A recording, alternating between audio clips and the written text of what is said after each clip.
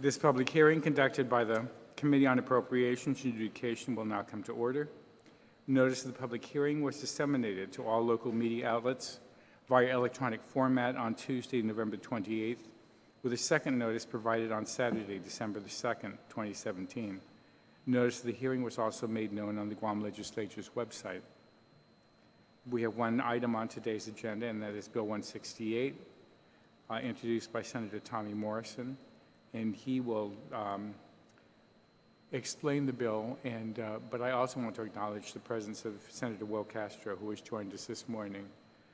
As the prime sponsor of the bill, Senator Morrison, you're recognized to introduce the bill. Thank you, Mr. Chairman.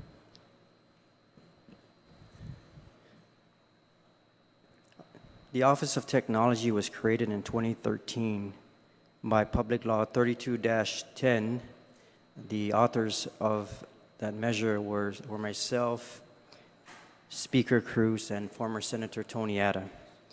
Prior to Public Law 32-10, issues involving technology were handled by the former Data Processing Division and then by the former Bureau of Information Technology, created by Executive Order 2005-25. OTEC was established recognizing the need to make the Technology Office permanent within the government of Guam. According to the 32nd Guam Legislature, given the nature of the work to be undertaken by the office and the selection of the Office of Chief Technology Officer through the gubernatorial appointment subject to legislative confirmation, having the office as a separate entity may be preferable. At the time, however, the bill creating OTEC took into account GovGuam's financial condition and the costs associated with the creation and operation of the new agency. The placement of OTEC within DOA was temporary, as the legislature acknowledged the need to identify a CTO to plan the best way towards a more centralized information technology bureau for the government of Guam, as we have for budgetary and planning matters with BBMR and BSP. Bill 168 was authored by myself, Speaker Cruz, and Senator Castro. Transfers OTEC personnel funding, facilities, equipment, and obligations from the Department of Administration to the newly recognized agency. FY 2018 budget approved by the legislature of $3.9 million, 15 total employees, including the CTO, and 5 vacant positions funded in FY 2018. Since the creation of OTEC, the legislature provided a standalone allocation for the office in each budget law.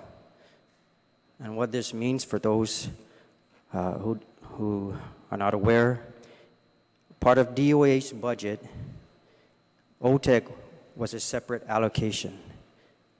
It started in FY 2014 with over $2 million, FY 2015 with $2.9 million, and FY 2016, $3.6 million, and FY 2017, $3.8 million.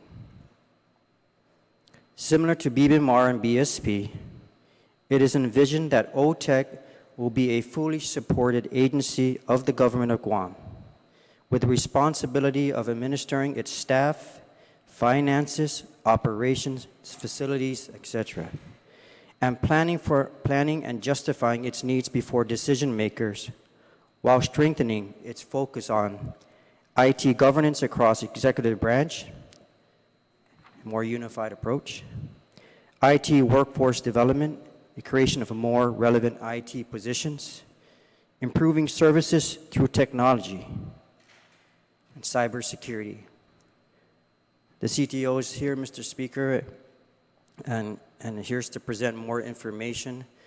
This was just some of the lists, but we all know recently this year, the CTO has presented a roadmap going forward, and where we'll see the Office of Technology in the next 2, 3, 5 years, if it takes much longer. But we hope that we can really stand up this office to be a fully functional IT office for the governor of Guam. Thank you. Thank you very much, Senator Morrison. We only have one person signed up to testify, and that's Mr. Lujan. Mr. Lujan, you're recognized to come forward and present your testimony.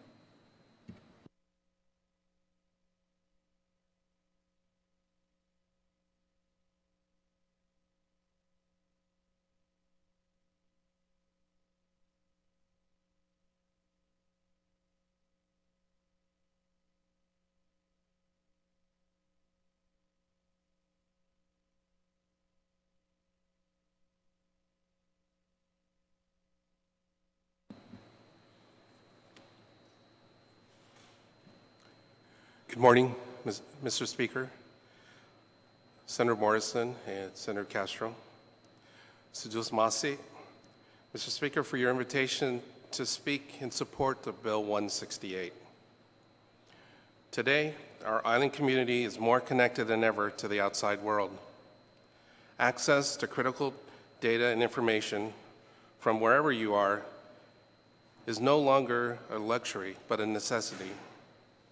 Our island citizens demand reliable technology to interact and conduct business with Gov Guam from anywhere at any time. Without modern technology, our departments cannot serve our island citizens in the manner that they have come to expect, which is why I support the core of Bill 168 in taking this next evolutionary step forward. I believe that two major government trends are influenced by the needs of our island citizens: the expectation of exceptional service at all levels of government, and the demand of an improved end-user experience.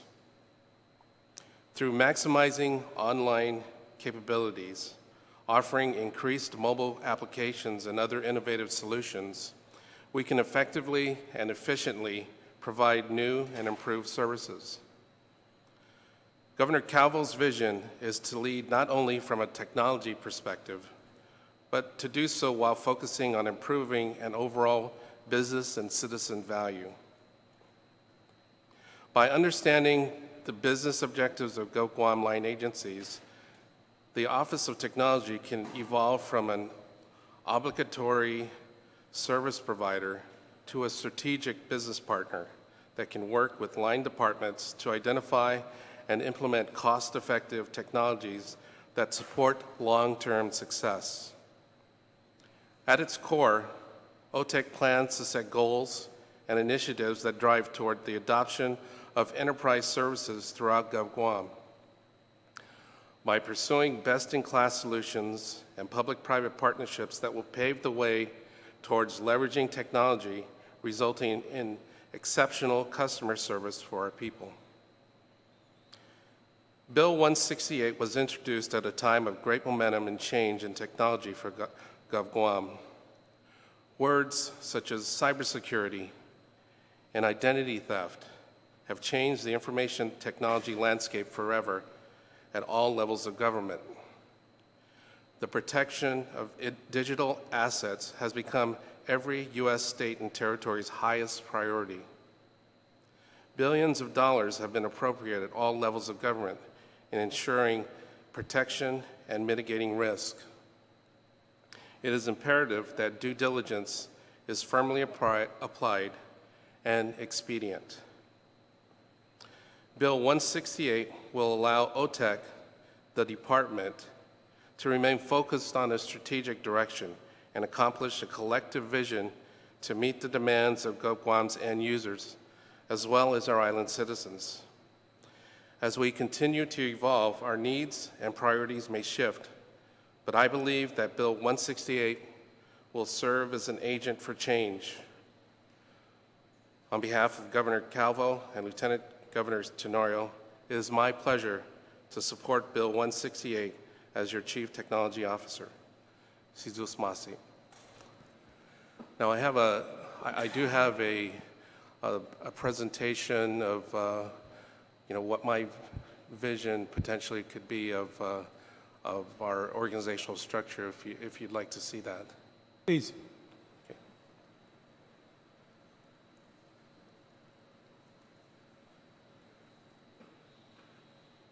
Okay, next. This is a short presentation I put together. I call it OTEC 2017 and beyond. Next. Of course, we're faced with a lot of challenges, and if we go on to the next slide, we can see, next, that one of the pressing challenges we have is over 66% of our current OTEC workforce has over 28 years of GovGuam experience. Now, that could be a good thing or a bad thing, but for the most part, it really kind of speaks to the fact that you know, most of our people are really in the retirement zone, if you will. This is how we look today. If you go on to the next slide, just kind of zoom in a little bit. This is the 15 people that we have. The items in red are vacancies that we currently have. And one of the pressing pieces of this particular slide, all of these position descriptions are actually, they were authored back in the late 70s and early 80s. So there really hasn't been any updating as far as the requirements and the actual, you know, skill bases that are needed to tackle information technology today. If we go on to the next slide. So this is what's proposed, and if you go in and kind of zoom in there, I'm proposing an additional 7 divisions to cover everything from public safety, radio communications, and if you could zoom in just a little, or application services division, the network services division, network security, infrastructure and operations, and a GIS division. Now, all these divisions actually align and meet many of the requirements that are currently in the public law. Those numbers on the side really entail the number of staff in each one of those divisions. I'm proposing that we move from the current 15 to eventually 58 within the next few years. Okay, next slide, please. Okay, this is kind of an example of the different divisions there. I highlighted here public safety and the radio communications division. Those are the positions that are under with their respective managers. Go on to the next slide. Kind of zoom in on there, it's okay. This highlights the network security division as well as the GIS division and administrative support. Next slide. This slide shows the application services division, and some of the positions there we don't have. Actually, most of those positions there, the descriptions, you see the positions in blue. I'm proposing to add an additional description to a web engineer, a webmaster, as well as a data warehouse specialists. Other positions include technical or technology strategists, and I have provisions, or I'm proposing provisions to include interns so that we can assure the turnaround, the refresh in the workforce. Next slide, please. This last one, the network services division, this has an IT manager as well as a systems administrator. And kind of note that in today's HR, there is no systems administrator. There's no description or position description for that. Next slide. Okay, here are some estimates. I was working, or had been working on staffing patterns to kind of actually estimate, you know, based on current salaries for IT, what it would look like. And so if we can zoom in, I use the current template that BBMR uses to kind of project that. Next slide, please. I included the benefits in this, and if you go on to the next one, This one just continues to entail the rest of the divisions and the other other positions. And if we go down a couple more slides, one slide there, oh, back please. Okay, oh, one more. We'll just stop there. And this is the preliminary number of what the staffing pattern would look like in terms of if we were to fund all of the positions that I'm proposing in this organizational structure. Next slide. Now this last part here, if we can zoom in, this is an example of the position description for the technology strategists and their respective what we would propose to be offering overall. If we go on to the next one, I've broken it down into just an abstract of what the position would be, examples of the kind of work that needs to be performed. Next, what the job requirements would be. And then lastly, next, the knowledge and skills and abilities that would need. And so these are all actually, all the positions you see that I'm proposing, I've already prepared most of the position descriptions, and they have been submitted to HR for their review. Next slide. Okay, so I'm now open to any questions. First, let me compliment you on the presentation, and especially on the fact that though I'm not excited about the fact that your budget's going to balloon exponentially, what I am impressed about is that you've had the foresight to actually write out the job descriptions, because we've had so many new departments come up and they don't have the proper Yes. job descriptions, and we can't hire the people that we need to hire because they don't, or at least compensate them appropriately, because we're still using words from my day of Cobalt and Fortran, and when you guys are, I don't even know, I can barely turn on my phone. But you have descriptions for 2017 of what kinds of jobs and the requirements for it. So I'm hoping that you're going to be able to move that through. When Senator Morrison spoke to me about this legislation and creating a new department, I mean a completely separate department, I was supportive of the idea, but I was concerned about the fact that we wouldn't be able to stand it up. But I'm really impressed by the fact that you've planned this all out. You have your budget. My stomach already hurt when I saw that number, but we'll figure out something, and I'm glad that you said we'll phase it in over the next several years, because Yes, it's going to take some, but I really am impressed with the foresight that you have shown, and I have no other questions but to compliment you and your staff for the work that you've already done and the foresight that you've shown. So I have no real questions this morning. Senator Morrison, you're welcome. Thank you, Mr. Speaker. And I also want to thank you and your office for throughout the years and working closely with my office to ensure that we do stay on top of the Office of Technology and its needs, and ensuring that we try to come full circle for to our original intent was to really make it a standalone agency and handling its own affairs. I do appreciate the Department Administration's support over the years to house the office and support them in their needs.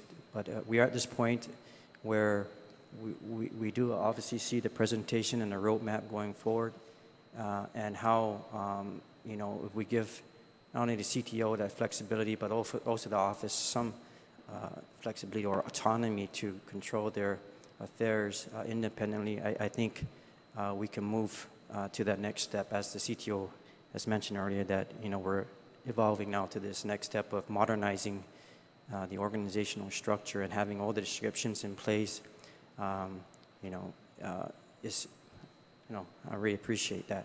I was thanking Senator Castro and his efforts in the past years, serving at that agency and, you know, presenting things before us. But, you know, we're here now, and we've discussed with Senator Castro many avenues on how we could do this.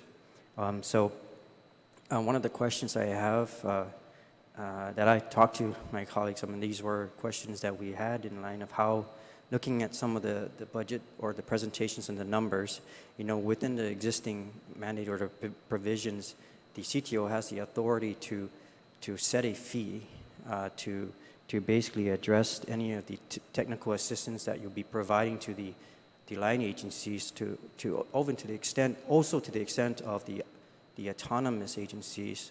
And have you looked at that and maybe seeing that there could be a potential for setting these fees? I know, Senator Castro, we're aware of how we have set fees at the Bureau of Stats and Plans to help offset some of the technical assistance needed from the Bureau, but it's a similar provision that allows the CTO to basically, within the line agencies, because the demand is there, and I know it's heavy, and I think, you know, assessing it, and speaker, I know, you know, he alluded to the finances and how we can work and get there incrementally, but, you know, looking at a potential to assess this fee within the CTO's authority. Have you looked at that? Well, Senator, I've taken a look at kind of a cursory view of things, understanding that this fiscal year we're running with respect to the executive line agencies about a budget of about $688 million. We're probably just 0.5% of that in terms of that budget. Typically, I've seen other states and territories run close to around 4 to 6% in terms of their expenditures, so we're still fairly low. That's why I'm pretty confident if we take a look at the numbers, there's somehow we can align to actually fund this. But again, it'll take a hard look at how we're going to approach this. I think a flat rate of 1 to 1.5% would be adequate to pull together for the next 3 to 5 years. Have you looked at those numbers, like 1% across the board of these line agencies that will require this technical assistance and meet the demands of these agencies? I mean, either small agencies, medium to large agencies, and what that number may amount to? I haven't really took a real hard look. Right now, I'm at a point where we're with the little resources that we have, we're just in a mode where we just respond. We're reactionary. We're not at a point where we can even do what I would call forensics to actually determine some of the root causes of some of the issues and of how we're supporting. A lot of gaps include just the simple fact that we don't have a kind of a standard help desk, if you will, that anybody can call in to, you know, to help report any issues or problems from a public perspective. We have one from an internal standpoint, but many of our online systems today, they're kind of self-sustaining. Okay, thank you. Mr. Speaker, I bring this up for your information, and we've also, within the mandate, we established a technical fund, or some my understanding that where if the CTO moves forward with a plan to adopt a fee throughout the line agencies, whatever the percentage that is reasonable, that can provide these services and grow and modernize the office, either staffing, whatever, to address these needs throughout our government. It's all there, and the tools are there, and of course the fund is also subject to appropriation by this body. So, you know, that would be something that, you know, the speaker and the committee could also look at to see going forward how we could start moving and funding this your needs going forward to address this roadmap. Thank you. Thank you, Senator. I just wanted to ask one question. I note that you're the only one here. I mean, some of your staff are here. I don't see anybody from the Department of Administration, and I don't see a representative from the administration itself. But at the end of your statement, you stated that on behalf of Governor DeCalvo and Lieutenant Governor Ray Tenorio, that you support this piece of legislation. Is that the official statement of the administration in support of this? Yes, I would not be here if it wasn't. Oh, okay. That's even the best news this morning besides that. Thank you. Yeah, thank you, Mr. Chair. You know, Frank and members of OTEC, I think if you look at the legislative tape, I tend to speak less and absorb more, you know, trying to really take an informed position on a given measure. But I think I've waited too long and studied too long and been a practitioner of technology, and I'm just way too darn passionate to sit on the sideline for this one. And so I want to thank, you know, first of all, the prime sponsor, Senator Morrison, for not letting go on his vision, for actually following through, and for Speaker Cruz to allow me to also participate as a co-sponsor. It's time. It's time. I've watched for several years with great anticipation this opportunity to move the Office of Technology forward. I think we can all acknowledge that the Office of Technology has to play a much greater and central role in the affairs of government that extend beyond the management and information systems within the framework of DOA, DRT, BBMR.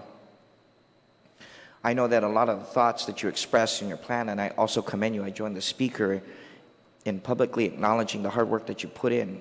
These are conversations that we've had as the immediate past CTO, and also with the number 2, the data processing manager, which I'll address shortly in those circles.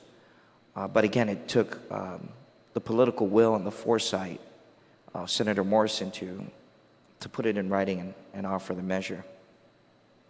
I could spend most of the morning sharing my experiences and very clear examples about how this office is so important to government as a whole. But I think we can do that maybe another time when we pass the measure and celebrate and talk about how we're going to finance this. But again, going back to Senator Morrison, he provided a few examples. You know, I'll just list maybe 3 from experience. You know, this organization should be engrossed in conversations with even the natural resource community. For example, in deploying remote monitoring systems. In my capacity as a former director of BSP, I worked with other agencies on a mobile app, and I would love nothing more than for OTEC to continue to be the lead architect and voice in that collaborative effort. And even beyond that, Frank, I think you have many more examples. We've had many a conversation about the good things that can be achieved. And I don't want to talk about the nuances of your current status in terms of how OTEC is nestled within another agency. I do acknowledge that it was an important first step for the government to have, and I do again join Senator Morrison in wanting to mature the entity so that it could be at the table, continue to be an equal voice at the cabinet level with the full legal framework that the statute could afford you, not as a subordinate entity. As a matter of fact, in future iterations, as a lead entity in driving that strategic vision forward. I'd like to see OTEC be the lead voice in a data recovery center for the entire government and working collaboratively with our regional partners. We're in an era of electronic commerce, as you're starting to see with GMH and then with DRT. There's more that can be done. And I really think that as you redress the positions and salaries within OTEC, that we can achieve that. I do want to talk, I want to bring some additional credit to what the speaker addressed earlier in terms of your foresight and articulating through the position descriptions the need to revamp the salaries and the positions within OTEC. You know, having been there, you know, thanks to the institutional capacity of folks within OTEC who serve in critical positions in this government, I really applaud you for not giving up on us. A data processing manager who serves as the de facto chief operating officer for an entity for decades is compensated at maybe a third of what he's fully worth. You have another gentleman who served as a de facto network administrator without the compensation package. I don't know how we missed them in the last go-around on a salary study, but I will plead, I will do whatever is reasonable and practical to work with the Speaker, who's been very supportive of this measure and the advancement of government through innovative practices and looking beyond what we currently have to redress these positions. We have folks in the audience here who serve to troubleshoot wireless and hardwired networks, both local and wide, and yet they carry this archaic title of teleprocessing network coordinator. I don't even know what that is. I mean, I tried looking it up even when I was in the position 2 years ago, and I can only imagine that this teleprocessing network coordinator, I might even have heard it over lunch at that time, that there was a position where you would watch the key punch cards go through, and if it got snagged in the machine, that somehow you would reset that. I don't know how we can have allowed that to continue to exist 40, 60 years later. I have the full faith and confidence in your leadership, Mr. Lohan, with the support of people like Mr. Manabusan and everybody else behind you and the current administration. I just want to also establish as a matter of public record, because I don't look forward to providing public testimony on the floor in support of the bill. I'm hoping that most of this will be captured in the committee report.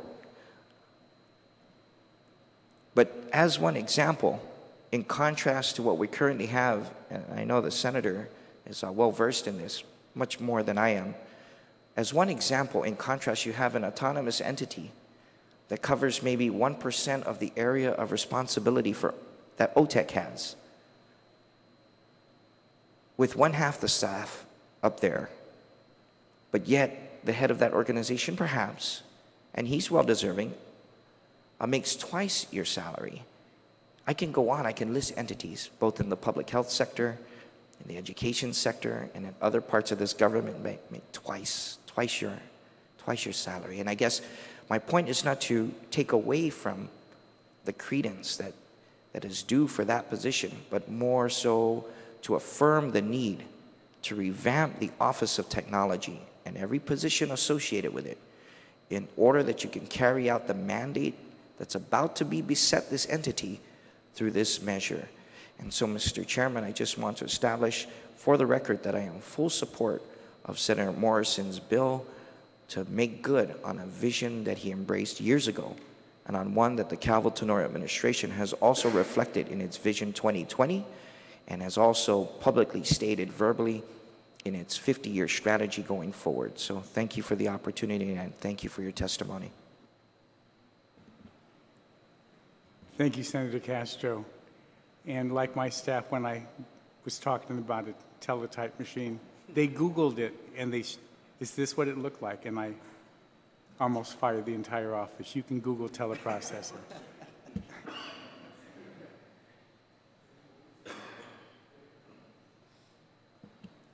Thank you, Mr. Chairman. Thank you for being here. You know, it's funny, we talk about technology, and even though it might seem like I just came, I was on my way over here, I was able to listen to the entire presentation and testimony, and I just have to commend you on that. It was very well thought out, and that's definitely the type of leadership and institutional knowledge we need moving forward in our executive line agencies, and so I want to thank you for that. One thing you had brought up is your data center, and I don't know if you're aware, but sometimes now, especially moving into the future, the legislature puts out digital mandates, I would call them, which require certain things be presented. So there was a recent bill that was passed in March, which was mandating standard operating procedures be posted online. And you know, one request I have is that being a digital mandate, that Office of Technology help and assist the line agencies meet this mandate as a matter of public transparency. And I think having a data center and having possibly a repository where all of the times, if as I've researched and looked historically at what some of the line agencies have done, and say, well, how can we apply technology to be more efficient? Which is very admirable you know, and I respect that initiative. But what oftentimes is a misnomer is that the people need to know what they need the technology to do for them. Because we've oftentimes found ourselves, I think, in many instances where, you know, they try to just get the best thing, the most expensive thing with all the bells and whistles, when we only need about 10% of the functionality. And I think that's one of the key things that Office of Technology can apply with your institutional knowledge to really tailor something or build something that could really, one, benefit the agency. And I want to talk to you and just put on the record that with that mandate of standard operating procedures, it's my hope that within 10 years, when we start really breaking down the operations of the individual line agencies, what they do, more importantly, how they interact with other line agencies, and how to remove some redundancies, and then finally apply technology to encapsulate all of that, either through reporting or either through administrative processing. It still surprises me today that the most integrated system we use right now is the AS400, which is, you know, still valid, but still extremely out of date. And I really believe it's time to move forward and start looking at a system that's going to fully integrate most, if not all, of GovGuam's systems to benefit accurate reporting, real-time reporting, and just increase efficiency in the government as a whole. So I commend you on what you're doing, and it is my hope that this measure gets put and it becomes law, and that moving forward, Office of Technology really helps take the lead in that, in bringing the technology of GovGuam to present day. I don't even want to say into the future. I think just getting caught up to present day, I think is very important. So I want to thank you for your testimony. I want to thank you for what you're doing, and I have high hopes for the future. Thank you, Senator. Just as a sponsor, Senator Morrison will close.